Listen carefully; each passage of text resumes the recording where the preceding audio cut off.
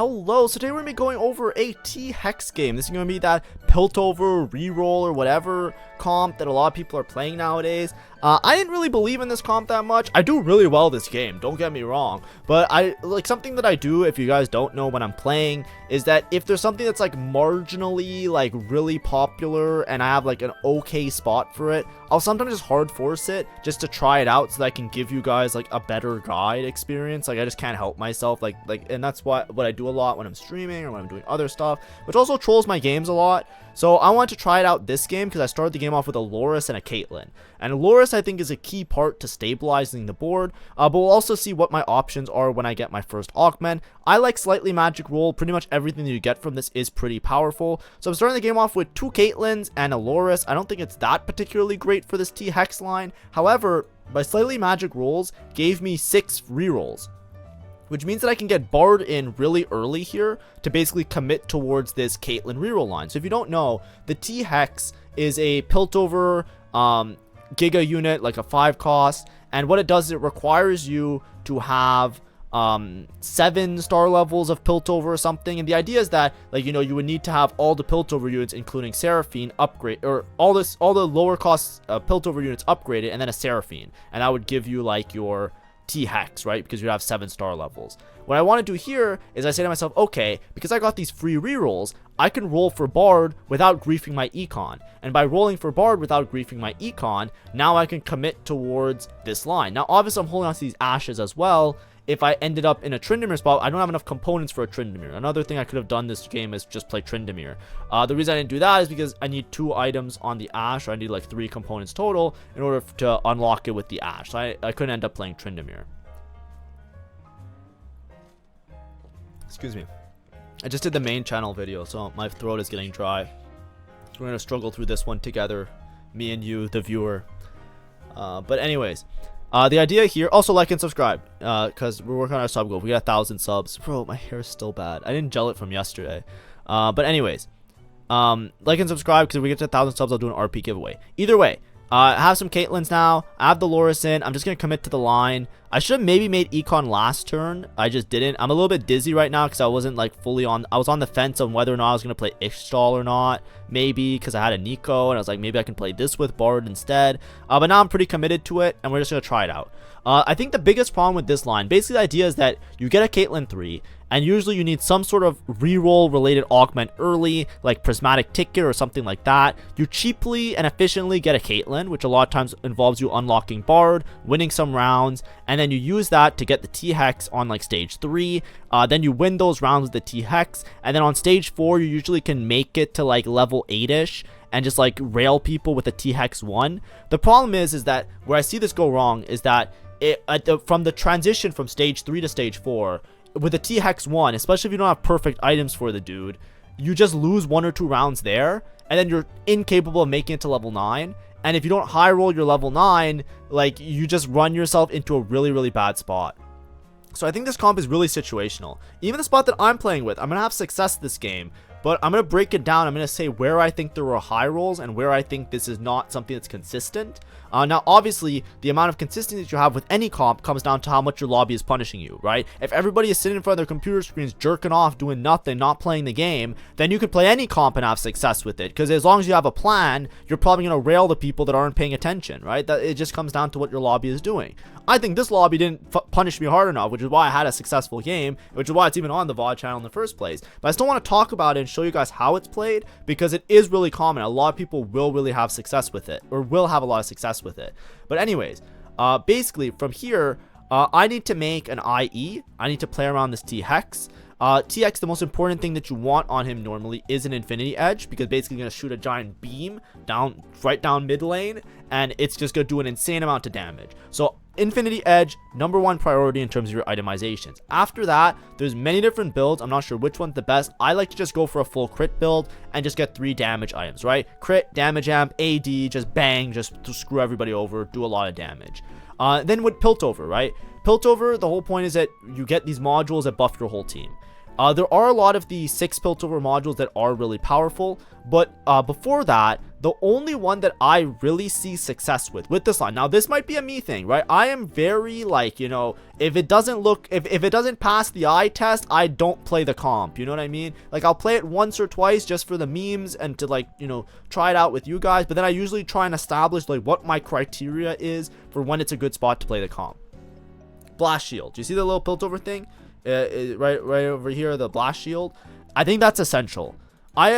Every time this T-Hex has this fucking blast shield, it is so hard to kill and the comp is so broken. Blast shield to me is the most critical part of this. If I check my Piltover and I don't have blast shield, I am quaking in my boots and I'm probably not playing the comp. That's the way I kind of treat it. Now, there are other people, they say like there's other things, right? Like you could get EMP, you can get this other thing, blah, blah, blah, right? There's a lot of different Piltover modules. In my opinion, the most important one is blast shield. After that, you can kind of make it work. There's other ones that are more damage oriented. There is the one that does 10% max health damage. That one is also pretty good. If you go 10% max health damage, then you do another thing that does damage, and then you just make all your Piltover modules damage. You're just trying to end the fight really early. I personally think blast shield is the most important. If I don't get that, I want the one that kills the people with the 10% max health thing, but that one is like temperamental. I wouldn't even trust it. Whenever I see this comp do well, it's with blast shield, so in my head, that's what I've proven to myself as being the important key aspect of it. But anyways, I digress. We're banking up rerolls here. We're going to try our best to hit the thing. Now, remember what I said. I said the most important thing that you want is IE. Now, you might look at that. We were kind of talking a little bit, so we glossed over it. Over here, I could have gotten, I don't think I could have gotten glove, because glove was taking instantly, right? So I couldn't make my IE off carousel. So what I decide to take here instead is Loris. Now, Loris doesn't give me the greatest of component because I'm not making another damage item, but Loris gives me the chance of hitting Loris 2, and Loris 2 is broken. He's very, very strong. I already have a Warden, so I'm hoping that when I roll for Caitlyn a little bit later, which is what I'm going to try and do with this Bard, I can hit a Loris 2, and then I can scale really effectively into my mid-game, right? Mid-game, I'll be like really strong, I'll be hard to deal with. As you can see here as well, just in case I need to get a bailout, I'm holding on to this Leona, right? It's not costing me any gold just yet. I'm just holding on to her in case I can play Diana, because Diana is great from a lose streak, and it's like a potential for me to, like, you know, get away from this T-Hex line that I'm not particularly...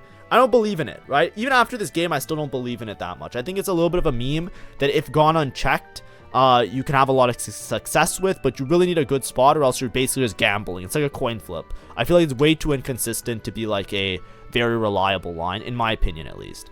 But anyways, taking the Loris on carousel, I'm hoping that on this roll down, I can hit a Loris 2, and then I'm going to try and rebuild Econ, and basically I'm going to use all these Bard rerolls as well as some regular rerolls to try and speed run hitting a Caitlyn 3 right now. That's typically how this line kind of works, and then you kind of use this tempo with the Caitlyn, you unlock the T-Hex, you unlock your other Piltover units, and yada yada, you get to a point where you're relatively strong and you just kind of rail people and you win the game, right? Of course, if you make it to T-Hex 2, the T-Hex got buffed to a point now where T-Hex 2 is broken, right? This is all about the journey to T-Hex 2.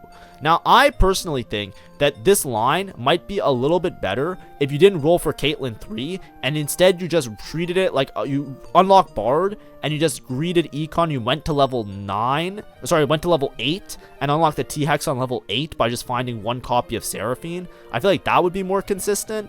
But, like, I don't know that one. I'll try that. That's for another video. I'll try it out another time. I'm trying out this variation where you roll for Caitlyn here. Sometimes you go for Jarvan 3 as well, and you go Vi Jarvan and it stabilizes you in the mid game.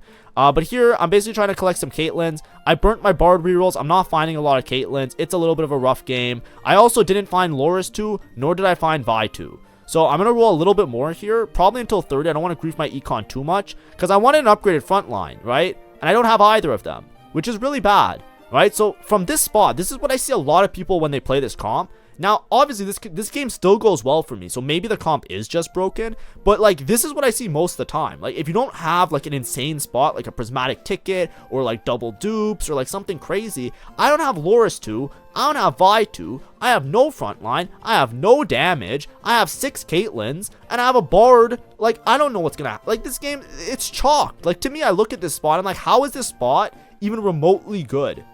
And I feel like this is the spot that a lot of people find themselves in when you're playing around this board. Anyways, I make Sunfire, Anti-Heal, whatever. It's not the greatest of items, but at least it's a frontline item. And I'm going to try and work on, like, triple damage items. I'm thinking, like, maybe I can find another glove on Carousel, and then I can go for, like, either Hodge for survivability, or I can go for, like, a Strikers to increased damage, but I really want some more gloves. But yeah, just getting railed by Trend 1, you know, that's great.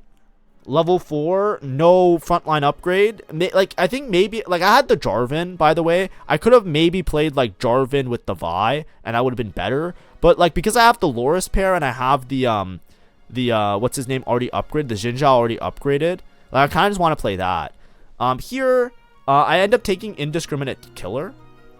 Magic Roll might bail me out of this situation, but Indiscriminate Killer feels like it's pretty good because it gives damage amp and stats, and I can put that on the T-Hex, and basically when he shoots his beam, he'll hit everybody with that damage amp, so it feels like it's very effective. Because the thing with Indiscriminate Killer, sometimes it's a little bit awkward because, like, you know, you take it and it increases your damage to everybody, but if you're not doing AoE and shooting through, like, the front line, it doesn't really matter because it's not giving you increased damage against tanks, right? So Indiscriminate Killer is good if you're sniping backline. That's where this augment is a lot better. And because I'm sniping backline, it feels like it's a good choice here. And it adds to my build, right? I have crit. This will give me damage amp, which is consistent to everybody. And now I can just now I just have to find Caitlyn 3, I guess. I'm in too deep. So I'm just gonna use my Bard free rerolls to try and find either Loris or Vi or Caitlyn 3.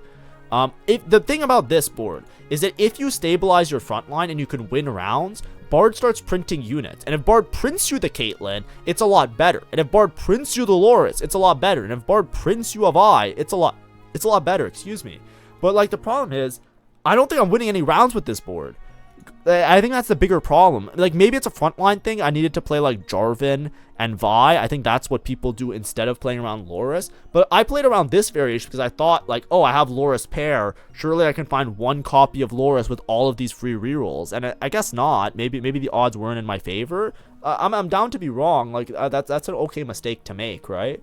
Like, that's like part of the learning experience of TFT. Also, you can argue that I should put the item on the Xin Zhao, but, like, I think with Blast, oh, I guess Blast Shield works on everybody. Yeah, I don't know who's stronger between the Xin Zhao 2 and the Loris, because I feel like they're both equally as strong, but probably I should have put the item on the Xin Zhao at this point.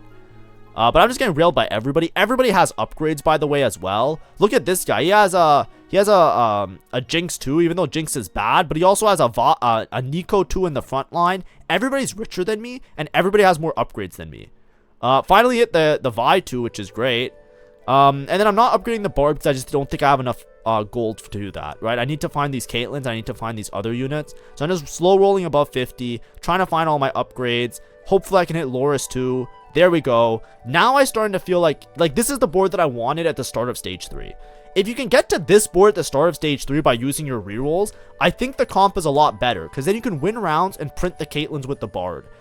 This is a board that I can see winning a couple rounds on Stage 3, because Caitlyn just has to snipe one unit, you know, and if you have a little bit more frontline. But then, of course, I'm fighting level 7, Draven 2, Scion 2, Gangplank 2. Like, look at the lobby tempo. You know what I mean? Like this is a lobby where I could have played anything else and I probably would have way more HP. But I am 51 HP.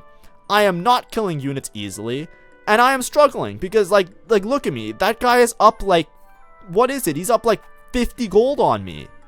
Right? Like relatively speaking, he's up 50 gold. Because he has a fully upgraded board on level 7. And I have a shittily upgraded board on level 5. But of course, it is what it is. The game will turn around very fast. As soon as I hit the T-Hex, the game kind of solves itself, right? And that's the whole point of this video. I'm going to show you what it's supposed to look like and what happens eventually. But man, oh man, I see a lot of people forcing this. But every time I see this in my lobby, they either go Giga first or they're just straight 8th. So I feel like it's a very inconsistent line. It's inconsistent for the reasons I'm saying, right? I'm 40 HP here, full loss streak. No Caitlyn 3. But I'll show you what happens, right? This is what I mean by its very first raid. Watch this. Ready? Watch this turn. Ready? Uh-oh. What's that? That's Seraphine.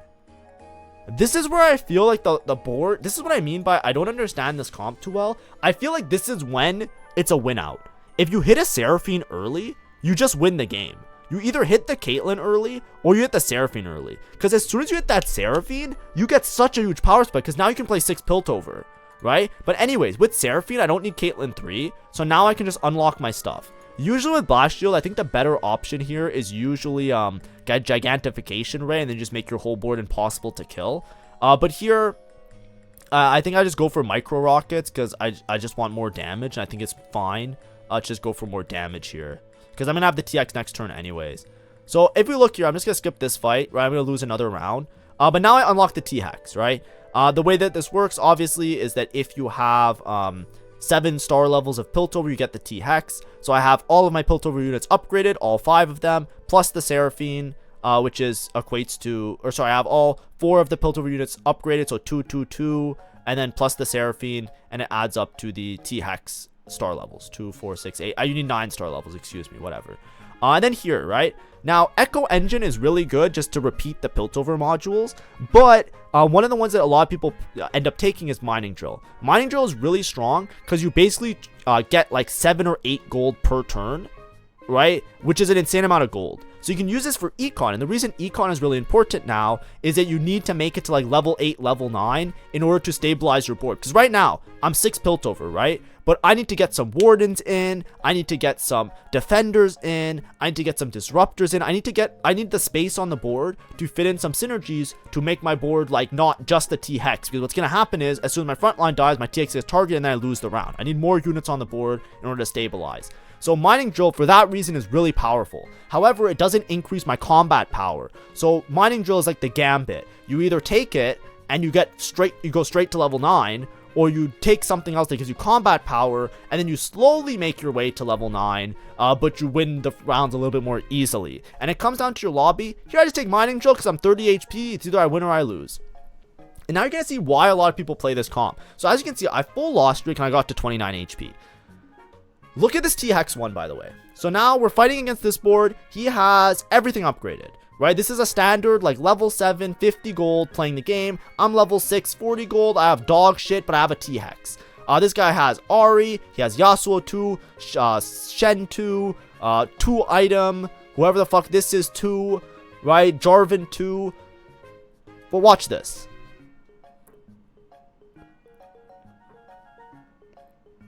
And beam. Like, what the fuck, man? And then look, bang, 10 gold. Do you think this guy's winning the round? Ready? And beam. And 10 gold. Like, what is this shit? Why'd they buff this shit? I don't get it, man. This shit is so cringe. Imagine if I had a Caitlyn early. But that's what I mean. The reason this comp is strong is because that's how strong a TX1 is. Now, obviously, I still need the gold to have a reliable front line as well, right? If I have a solid front line, then the TX can get a couple more casts off, and it makes more sense. Usually because the T-Hex, you just want him to beam, you feed him a caster unit, and he scales off the HP of the unit as well, or he gains HP based on the HP of the unit. So you feed him a Caitlyn 3 that you make, so he gets a lot of HP from the Caitlyn 3, but then he also gets the caster, which gives him mana gen, which allows him to cast the beam more easily. The thing is, I don't know the exact scaling on the T-Hex. I think in some cases, I've seen people swap the Caitlyn for the Orianna, and they kind of flip-flop between the two of them. I don't know which is better, by the way, if you play Caitlyn or Orianna, but it is what it is. Here I just level to get Warden in to make my front line a little beefier. But I think I switch off of Caitlyn and I play Orianna. I think Caitlyn obviously gives the TX more stats, but Caitlyn also could help snipe the backline, right? The same way the T-Hex beams and hits one of the backline units, the Caitlyn shoots the furthest target, and even without items, this Caitlyn 3, if she gets one ult off, she does like 1,000 damage. So she can just easily like just kill a backline unit, which helps out a lot because if she kills the backline unit with the T-Hex, you have a really good time, right? Here, obviously, this Tryndamere is on my dude. I'm probably freaking out, but check this out. Watch this beam. Right, the Tryndamere didn't scale enough. Oh, what's that? Another 10 gold. Yep, I'm just rich. And I killed these units. This is where the TX shines, right? If you have a setup like this, you usually can win a lot of the rounds on stage 3. And then if you have enough HP, you have to make it to 9. But the problem is, if you never upgrade to T-Hex 2, you're probably just dead in the water. But me being 29 HP here, I still don't think this is a good spot. Because I've seen this board, this exact board, lose to upgraded boards. So a lot of times what you're hoping is that your lobby is really low tempo on stage 4, or they're trying to go fast 9 or something like that, because you're going to beat them there, right? You're going to farm so much gold with this mining drill that you are going to beat them to level 9 anyways. So if they are trying to outsack you, you're going to be stronger with the T-Hex, and you're going to beat them to level 9. So this board could actually win out from here, but it comes down to the lobby, and that's where the RNG comes into play. At least in my opinion, there's a lot of RNG. Here, it's Spirit Link, because I have this T-Hex, I'm low HP, so Spirit Link, no question. Know Your Enemy is also really good, by the way. A lot of people play Piltover on their boards, but I can also fit in a couple other synergies. But Spirit Link is fine, so I just go for Spirit Link here. Because now my whole board has extra tankiness, so with the Blast Shield and the Spirit Link, I should be strong. And then here, I'm just going to level straight to 8. I'm generating gold per turn, like 10 gold per turn anyways. I don't really care about econ. I just care about getting frontline synergy in. So I'm putting in Defender, right? Defender gives my whole board armor and MR, which makes my whole board tankier. And then I'm scouting. I'm trying to see position-wise. You want the TX to try and beam the back line. You sometimes move the TX up 1 square, by the way. I don't know what the optimal positioning is for this guy, but I kind of like him over here because I feel like he's a little bit safer against some of the melee carries. And then here, as you can see, I switched the Orianna. I don't know if this is better. I've seen some people do it. I don't know the exact math on it. So obviously, if I make a more detailed guide on my guide channel, which I probably will at one point if I have time, I'll give you guys like the actual numbers. Like I'll do the math myself. But for right now, in my head, I'm like, you know, if my TX dies, my TX dies. I don't think the Caitlyn's really going to help him that much if he's 1-star anyways. And I'd rather have the Caitlyn potentially kill a unit. That's like my thought process. Like the Orianna is doing dick all. Like, she's actually doing nothing. So I'd rather just eat the Orianna and just have the Caitlyn hopefully kill something. Now here, I don't know what happens. The game bugs out, by the way. Does anybody know why this is bugged? Do you see that? It didn't eat the Orianna. So I don't know what the fuck's going on here. But Riot, ding dong, Mort Dog, or whoever. Hello, I've discovered a bug. Like always in my game, I'm always fucking finding some bullshit that doesn't work. But whatever, you know, alarm bells. My TX didn't eat the Orianna for some reason. I don't know why. He didn't gain the stats. It's not a visual bug.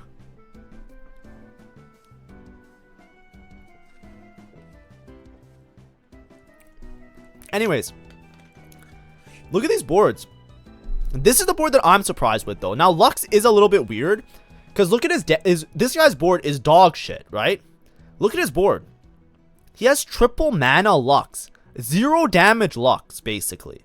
He's playing Demacia with a 0 damage Lux. So even though he has an upgraded board, it's very obvious that I can beat him. He has no damage. So look at his Lux. His Lux is still trying to kill my Loris. So like if he had any damage on him, I feel like I lose this round. Because look how close this is, by the way. Right, look, my TX died. And look what happened. Did you see that, chat? Did you see that, chat? Remember what I said about Caitlyn? Remember what I said about Caitlyn? Oh, I guess it was the Orianna that killed it. But anyways, I was gonna say, like, Caitlyn doing damage here, I think, made a difference a little bit. But look how close this fight was. And this guy had no fucking items. He has 3 mana items on a Lux as his main carry. Right? This is where I feel like this comp, you just fucking nosedive, right? Like, look, I'm at a regular spot, right? In certain cases, you might be going for, like, you know, maybe you would have more damage because you wouldn't have to take mining drill. Like, obviously, it's not the greatest spot in the world. But in general, when I look at this, anyways, I'm playing with this T-Hex because I don't know why the Orianna didn't get eaten. So I'm just trying to, like, rearrange it a little bit and see if that unbugs it. I don't know. Because last round I didn't eat, right? But anyways, I find a Senna, which is another high roll. Senna gives Gunslinger, and Senna is just a great unit to give durability and damage amp. But if we look at all these boards, right, this guy, he has a 1-star front line and a 1-star back line. So again, this person is in a spot, they didn't really hit anything, and my TX just beams through everybody because there's no front line. So a lot of these fights, I'm winning them, but this is what I mean by I'm not sure how strong this comp is. A lot of people have success with it, but like if I'm playing against a competent lobby, like if I'm playing against lobby, like, you know, if that Lux had a single damage on him, I lose that fight. If this guy had a single upgrade, if he had Yunara 2 or Tarek 2, I might have lost this fight as well. Because basically, as soon as the TX dies, I have no more board. I'm a one unit show right now. But what's happening right now is that I'm getting so much gold from that mining drill that I'm just going straight to 9, which is great. So, you know, maybe this comp is broken. But obviously, you know, if you don't have mining drill, you can get more damage online as well. That's another possibility. We'll see. We'll see. Also, by the way, I know somebody's gonna mention it probably in the comments, but like I fucked up my items really bad here, right? I was panicking because I was low HP. I forgot that I made Sunfire. So I made a Morello because I was just trying to slam all my items, right? I focused on making my T-Hex items, and I didn't want to make Spark. So I didn't want to make like, you know, Spark Even Shroud because that felt like bad. But it probably was just Even Shroud and Sit or something. Or sorry, it was Even Shroud and then maybe Archangels. But instead I made Adaptive Helm Morello. I think I just panicked and I was supposed to make the other set of items.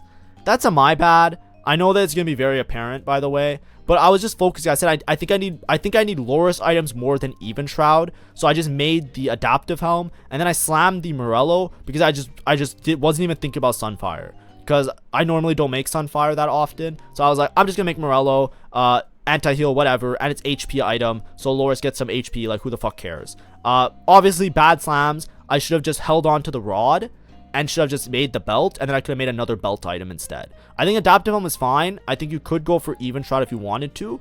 But I don't think it was necessarily good slams. Now, I just want to put that out there. I forgot to mention it because I was talking about other stuff. Obviously, huge mistake. But like I said, I was 29 HP. I'm scouting the lobby. I'm fighting a Lux 2. I'm panicking. I'm just slamming items because I'm trying to make sure that I don't die and go instant 8th because I'm trying to like convert this into a top 4.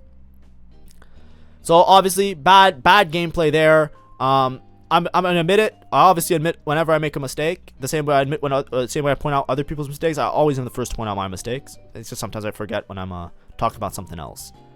But anyways, we continue here. So now I'm trying to take another item to make a Loris item. Now I could have had a I could have easily had a what's it called? A Warmogs here, but it's fine. Move the damage item off here. I think just giving the Senna shit's whole board basically, you know, it's anti-heal, whatever. Anyways, we're level 8. This fight, I don't know what happened, but like look at his Nautilus. His Nautilus just kind of moves out of the way. And MF is kind of pumping, but his Nautilus is like nowhere to be seen.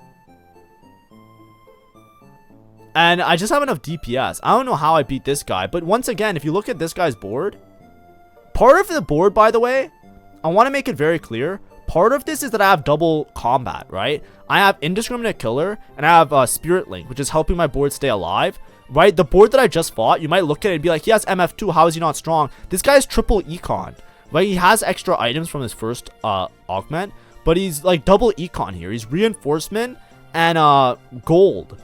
So, like, I just have more combat power. He just doesn't have enough. Like, nobody can kill this Loris. That's the most shocking part. It's a 2-Warden Loris with 2 items. They're not even good items. But with Blast Shield, that's why I always say, right? That's what I was saying at the beginning of this video. If you don't have Blast Shield, I don't understand how this comp is stable. Because the only reason this Loris is alive is because of this fucking Blast Shield, I'm pretty sure.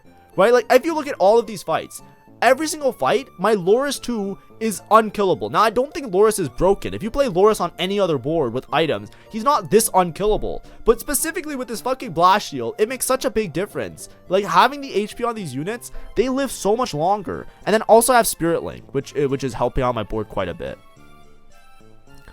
And then look, once again, I'm fighting Unara 1. Right, and because this TX hits the backline and I have triple item and I have really good items, that's why the items are really important on the T-Hex. Because like I have so much damage against this Unara that I kill the Unara before the rest of my board dies a lot of the time. See? Like look, the Unara's walking up, she's dead. That's the only reason I won this fight as well, because I was able to kill the Unara with this TX1. Which was more of a scam if anything, but it is what it is.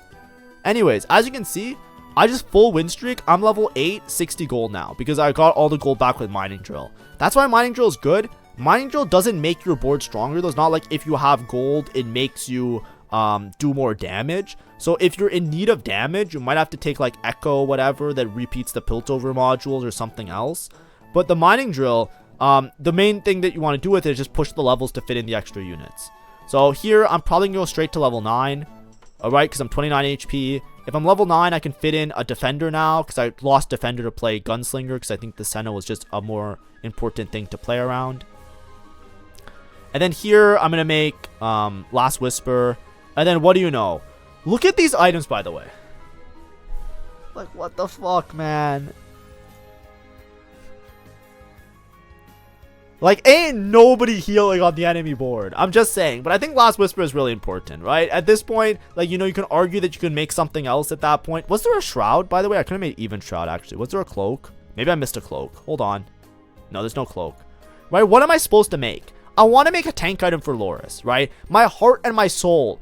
I swear to God, I want to make a tank item for Loris. I want to make a Warmogs. I want to make a Sterex. I want to make anything. Actually, I could have made a Sterex. I should have made Sterex, probably. I'm going to be honest. I should have made Sterex here. I think that I didn't see Even Shroud and I didn't see Warmogs, so I panicked again. And I just made Last Whisper because I think I said to myself I'd rather have Last Whisper. I think it's probably Sterex here. Because, like, look at my items, man. Like, ain't nobody healing on the enemy team. Like, this is like bronze level items. But this is, like, such a dog shit comp. And then, anyways, look at this high roll, right? I go straight to level 9. Look at this shit. Like, this comp is not good. Can we all agree? Like, I definitely high rolled, right? Like, I played this really poorly. Nothing is good here. My board is a Loris 2 as a front line. And then out of nowhere, the shop is just the fucking dinosaur era. It's like fucking Jurassic Park out here. There's 2 T-Hexes out of nowhere. Like, now I win the game. Like, now, from this spot, it's like, not only that, I got an Azir. Azir is so good here because Azir helps my front line so much. As you can see with Azir now, I have 2 whole extra frontline units that I can stall out my T-Hex for. So, at this point, this is the spot where you win the game. At this point, it's like, yeah, okay, I get it. This guy won the game. You know what I mean? It's like, it's very obvious. It's like, yep, this guy won. Because who the hell is going to be able to compete with this anymore? Because now, the TX2, this is the thing. When you get to TX2, the TX does an insane amount of damage. Look at this shit. Look at this, man. His whole board is gone. Also, I don't even know if I beat this guy, by the way. But I probably do. Look at that. It's a thing of magic. But that's what I mean. Like, I feel like this was a high roll, right? I feel like the boards I fought on stage 4 were all very weak, right? I didn't fight a single scary board on stage 4. I fought double econ upgrades, and then I fought Lux 0 items for damage, and I fought all 1-star backliners, which is fine. So stage 4, they were all easy fights. Stage 3, I didn't fight any like crazy rerolls, so I saved my HP. So all of stage 4, I was able to greed my econ, make it to 9, and then I just teleported to TX2. If I didn't have TX2 here, don't I lose this fight? I lose this fight 100% of the time. So if I lose this fight, and I would have lost the Lux fight, I was guaranteed 8th. You see what I mean by how this comp... That's what I find with this comp. Now, maybe I'm missing something. Like, obviously, I didn't play it very well. But, like, this was maybe, like, you know... This is a game where I'm probably winning the game now, right? Because TX2, you win the game. So it feels like a very big gambit, right? What did it take for me to do well this game? I hit a Seraphine on level 5. I hit... 3 bad boards on stage 4, and then I instantly hit a TX2 on level 9. But I think you also need Blast Shield, right? If you're playing this comp, I definitely think you need Blast Shield. Now, obviously, I'm trying to, like, you know, talking smack on the comp and stuff. I'm just trying to point out, like, I wouldn't play this again, right? Even though I'm doing really well this game, I don't think I would play this again. And also, my items were bad. I made the second Morello is more of like a joke because I think I needed Sunfire. Sorry, I think I needed the Last Whisper. But, like, the first Morello was definitely a grief. So, you can argue that I also played it bad. But the thing is, I'm farming so much gold here that now I'm just too far ahead. Right? I'm level 9, 40 gold, and I'm stable, and I locked Renekton with Shurima. I'm just going straight to 10. Now, something else you can do, by the way, if you want to optimize this board a little bit more, you can drop 2 of the Piltovers. Because 6 Piltover is good in certain cases, like if you get the Radiant item, if you get the duplicate units, like if you have one of the combat ones. This Mining Drill only gives me gold. So I'm using it just to get to level 10 here, because I'm level 10 in like 2 turns or so, and then I could put Shurima in. So Renekton's going to be a great frontline unit that I can just shove in, and then I'm basically just going to be level 10. Like, that's the idea. So at level 10, I can also roll for 5 costs. So I'm just using the gold because I don't think anybody can out DPS this TX2. Because basically I have Spirit Link, which is just like my whole board is really tanky. It's Spear Link on the TX2, which is really hard to deal with. And then it also, my items are really good on the T-Hex. Because I have Indiscriminate Killer, so I'm just beaming everybody with the Giant Slayer. So it's really, really powerful. Anyway, this guy's playing Annie, so, you know, good luck, bro. But that's not going to work on me. Yep, beam. Yep, 10 gold. And beam. And dead. Right, this is the problem. This is the thing with the TX. If you get to this point, it's really, really powerful. Something I'm seeing a lot of people do is not play this Caitlyn reroll into T-Hex because it kind of griefs the game a little bit. I'm seeing what people are doing is like unlocking Bard and playing like Piltover Fast 8. And instead unlocking the TX on level 8 so then you can roll at level 8 and go to level 9 a lot more easily around it. I think that makes a lot more sense than the Caitlyn thing. Because the biggest problem that I had was just how broke I was. But if I didn't Mining Drill, I probably wouldn't be able to stabilize my front line. I probably would have been dead. And if I didn't have Blast Shield, I probably would have been dead. And if I didn't unlock TX2 instantly, I probably would have been bot 4 as well. Because I probably would have lost the last 2 fights and I would have probably went 5th or something. Right? Like both those boards, I don't out DPS if I don't have a TX2. So me hitting the TX2 at that point in time was like really, really important. And then obviously now I can level to 10. I'm going to keep in 6 Piltover just to rebuild my econ. Because like I could just keep 6 Piltover in for now. I took an IE. Because at this point now with Shurima and Renekton, I don't really care about making a third item for Loris. I'd rather just have a Senna item. Because Senna's going to be my secondary carry. That's the main thing. I want Senna to carry me to the promised land. Because she's going to be like with Gunslinger. She's going to be like the secondary damage dealer here. So I just go for IE on her. I'm a lot happier with that. 3 I'm on Senna as opposed to the Loris. Because I should have enough front line with everybody else. This guy looks scary. Double Hellfire Hatchet on Shyvana is pretty powerful. So that I might lose this fight. It really depends on if this Kindred ult makes it so that she doesn't die. Yeah. And then I die here. Right? But you see what I mean? This is what I feel like most of the fights would have been like if I didn't high roll my matchmaking. Because a lot of people are just greeting to go 9.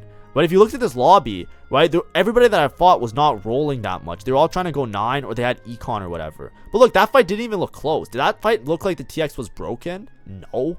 It didn't look broken at all. It looked like shit. But anyways, I'm going to roll here. I'm trying to find Renekton 2, Braum 2. Ideally, I have some sort of upgrade that helps out my board a little bit. This guy, I don't think he's that much of a problem. I think the TX kills the Yunara without any healing or anything. And I'm debating if I play Ornn or not. I think Braum is a little bit easier, and it saves me gold. So there, I rolled for Renekton, basically. Right? Renekton 2, I think, is pretty strong. If I hit Senna 2, there is a chance that I win out here, by the way. Because Senna 2 does increase my damage by a lot. Like, Senna 2 is giga strong. Anyways, this guy, he tries to put his Yunara to cheese my T-Hex, and he just gets beamed. So, GG. And now I'm just holding on to this gold.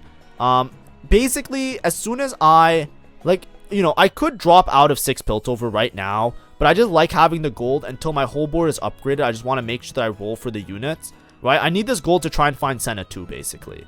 That's like the idea here. Now, there's an argument that I could have stayed on level 9 and just rolled all my gold for like 3 stars and stuff like that. But I'd rather just go 10 for the better odds and just fitting in more units. Right? The more units I have, the less likely my TX is going to get scammed or targeted early. That's like my thought process, at least. Renekton is also a beast, so I'm kind of happy to have a Renekton on the board. Because I can also put like a random TG on him and pop off. Here I should probably... Oh yeah, I'm just going to take that. I kind of gave up on Loris items. I think that you could argue to make 3 items for a tank here. Because I do have this random Morello. But with Indiscriminate Killer, I would rather just put another item on the Senna. And then here, as you can see, I'm rolling for Mbessas. The other person in my lobby is going for Mbessa 3. So I'm trying to find 2 copies of Mbessa to deny that because they have a win condition. But anyway, Senna 2 now with Indiscriminate Killer on her as well. Same reason that it's good on the T-Hex is the same reason it's going to be good on the Senna. At this point now, I could probably drop out of 6 Piltover and I win the game. And I'm pretty reliably strong. But then look what I'm fighting again. I'm fighting no damage Lux, no damage Zillion. Now the Zillion is a little bit scary with double mana because if the fight lasts long enough, my TX will die.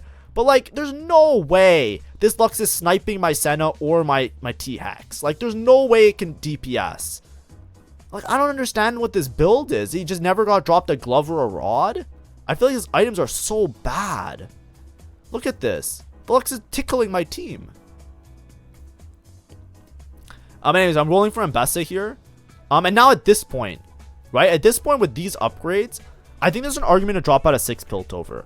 Now, I don't drop out a 6 Piltover just yet, because I wasn't sure what to do with my board, right? The only thing I can play is a Defender. So I would basically be dropping 6 Piltover to get Defender on my whole board, which doesn't feel that useful to me, because I'd rather just use the gold to roll for a 0-2 Braum 2, as opposed to just getting Defender in, right? And also, if this guy goes for another 3-star because he has a lot of HP, I'd rather just have like the HP, the gold in the bank to like figure out a board. But like I can drop for like Shyvana, like that's what I was thinking. I drop Orianna and somebody else for like Shyvana and another 5 cost, like Shyvana Fiddlesticks, or Defender and somebody else, right? It's just like I don't have anybody to really go for. Here I put the Caitlyn in the T-Hex because at this point, Caitlyn damage is negligible, right? Senna damage and TX damage is so high that like the extra damage Caitlyn does versus Orianna, I'm not sniping a backline unit anymore, right? On stage 3, I could have swapped this already, but on stage like 3 or 4, it's not like a big, it makes more sense because like they might have a 1-star carry in the backline, but here it's like, you know, you're not killing anything anyways. Everybody in the backline has more HP than Caitlyn can kill. Additionally, another tech that you could have done, I didn't do it this game. This used to be old T-Hex tech. What you could do is you could play Ornn. If you play Ornn and you give him a bunch of artifacts, he scales, the TX only scales on HP, and Ornn is a really, really effective way to just gain like infinite HP. Now, I didn't play the Ornn because it was a little bit expensive, but that's more of like a situation, like if you're Fast 9 T-Hex, the tech before used to be Fast 9, 4 Gunslinger T-Hex, and you used to play with like Yordles. It was like a PBE thing. It was very rare. Nobody really played it that much. But the tech was that you played Ornn. In the future, you might see that pop up again, right? Ornn with an Ornn artifact is obviously going to give the TX an insane amount of HP. The thing is that right now, caster on him is a lot better. So a lot of times, like, you don't want to give him a tank. If you give him a tank, you might want to change the items to give him maybe a mana gen item like a blue buff or something like that. But instead, it's fine. Whatever. But I'm just staying with 6 Piltover. A little bit of his laziness, but also I'm just rolling for my units. Right, so here I use the gold to roll for Azir, as you can see. Azir makes my front line a bit tankier because it also buffs those 2 soldiers. And we're just trying to beat this guy. We're at a point now where we're extremely strong because of the Senna 2. Right, Senna 2 with the indiscriminate killer and then the T-Hex with the triple item is really powerful. Here, Loris item is great. Gunslinger is great because I can play 4 Gunslinger. So if he doesn't take it for himself, which he does, I can get Bramble. Bramble is my 3rd Loris item. We finally did it, chat. We did it, guys. With the dog shit gameplay from yours truly, I finally made it to 3 tank items on my tank. Also, I think that Braum is tankier. So I'm going to put the items on Braum, probably. Yeah. I think Braum is tankier here. I even checked the things a little bit. Holy fuck. Look at how bad these items are. Sunfire, Morello. Holy. I should probably stock the Morellos, but at this point I'm just spreading it out. Just nobody gets to heal. I'm putting anti-heal everywhere. And I think Azir was doing more damage than Seraphine, so I just put the item on Azir. That's what I was checking. But Gunslinger on Kindred is very powerful, and he also got Gunslinger for his Senna. But his Senna is not, like, his units aren't aiming at the T-Hex here. That's the part that's, like, makes it hard for him to chew through my board. Because basically, I'm going to kill Kindred. The Senna isn't enough DPS to kill the T-Hex, right? Because I have a Senna as well. It's like if you go board for board, right? I have T-Hex Senna. He has Kindred Senna, right? And Shyvana. But like the Shyvana is mostly tank. So it's like that's why it doesn't look close. But it's like, bro, to get to this spot, I feel like I high rolled so hard. Like this was like a curve the bullet situation. I could have bought forward so easily many times. And I feel like that happens to a lot of people as well. Anyways, I'm using my gold to roll for more Renekton's. Because maybe I hit Renekton 3. But like I said, I could have dropped out a Piltover here. Even a single defender would make my board stronger because the gold is just gold, right? 6 Piltover doesn't do anything except give me extra gold. So I can easily drop Orianna for any defender, which I should. I should drop it for Garen because it's last fight, right? This is the last fight, but it's just laziness, right? Even if I'm playing 5 Piltover because I want to keep the Caitlyn, I should drop Orianna for Garen and Shop or any other defender because it gives my whole team armor. That's just a better use of my time. But of course, I just wasn't thinking about it. I was more focused on positioning and rolling a bit, trying to make sure I can deny units, right? I was trying to see like what, like Fiddlesticks, as you can see, I'm holding Fiddlesticks on my bench because I don't want him to hit Fiddlesticks too. That might sway the fight. Like, that's what I'm basically going for. I'm trying to see what I can deny. But yeah, beam. What can you do? But this is what I mean. Like, my board is so tanky. Part of it is Spirit Link. The other part is the Blast Shield. I think the big difference with a lot of these T-Hex fights is the Blast Shield that makes it so hard for everybody to die. But anyways, it's a first. But hopefully that helped introduce the comp a little bit if you haven't seen it. Hopefully I give you some tips, right? Like, my main takeaways is you need Bard early. You need lots of rerolls early if you're playing this Caitlyn variation. And then you really, really want Blast Shield. And then if you can get Mining Drill to push to level 9, like, you don't have to go level 10 like I did. I was just in a high roll spot. But you need to make it to level 9 fast enough to hit that TX2. Because you fall off really hard if you don't have TX2. You didn't get to see it in this game because I high rolled the TX2. But it's very, very risky. And also on stage 4, you can just lose if you don't have enough levels to fit in synergies, right? But that's why Blast Shield helps out so much. The front line you get from Blast Shield, I think, is way more important than anything else. I would very rarely consider playing this if I didn't have Blast Shield on Piltover. Like the first one. But anyways, hopefully that was fun and enjoyable. Hopefully it made some sense. And, you know, I tried to make it entertaining. You know, there was some laughable moments in there as well. We can all joke at the fact that I have 3 anti-heal items as well. But, you know, it was like last game of the day or something like that. Like, whatever. But thanks for watching. Have a great day and see ya. Bye-bye.